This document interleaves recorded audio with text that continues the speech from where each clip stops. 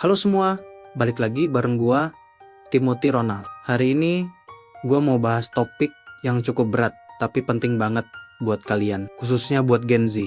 Kenapa sih Gen Z itu kayaknya susah banget buat sukses secara finansial? Banyak yang mikir, itu kan cuma mentalitas aja. Tapi gua kasih tahu, penyebabnya itu ada dua. Yang pertama, masalah sistemik, dan yang kedua, baru mentalitas dari Gen Z itu sendiri. Mari kita bedah masalah sistemik dulu. Ini tuh hal-hal di luar kontrol kita, tapi dampaknya besar banget.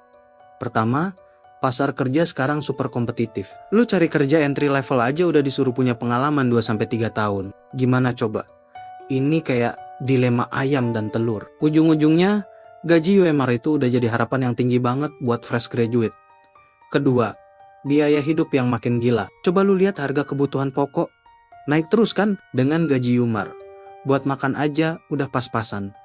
Belum lagi urusan tempat tinggal. Harga properti udah nggak masuk akal. Buat Gen Z, punya rumah di usia produktif itu kayak mimpi di siang bolong.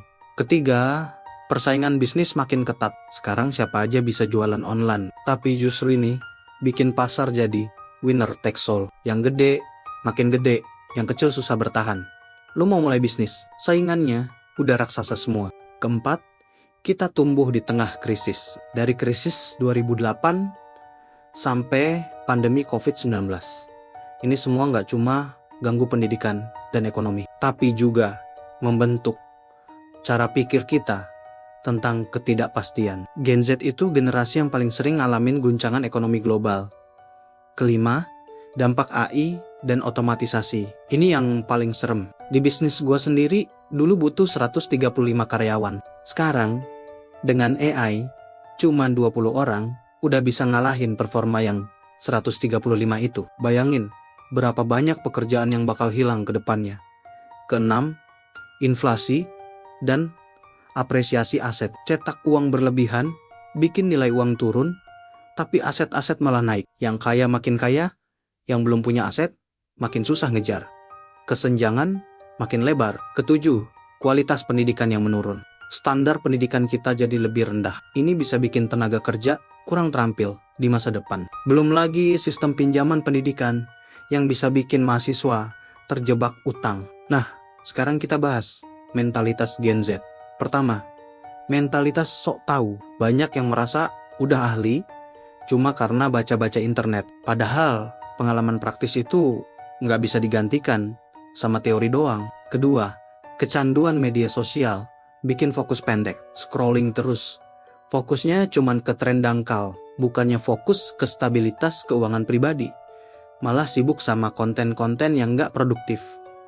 Ketiga, FOMO dan konsumtif, takut ketinggalan tren, akhirnya boros. Padahal duit itu harusnya ditabung atau diinvestasikan, bukan dihabisin buat hal-hal yang sementara. Keempat, pengennya instan, mau kayak cepet, tapi nggak mau lewatin prosesnya. Padahal kesuksesan finansial itu butuh komitmen jangka panjang dan kesabaran. Kelima, terlalu fokus sama passion tanpa mikirin profit. Passion itu penting, tapi stabilitas keuangan juga nggak kalah penting. Harus ada keseimbangan. Dan yang terakhir, kebanyakan ngomong tanpa action. Ide sih banyak, tapi eksekusinya nol.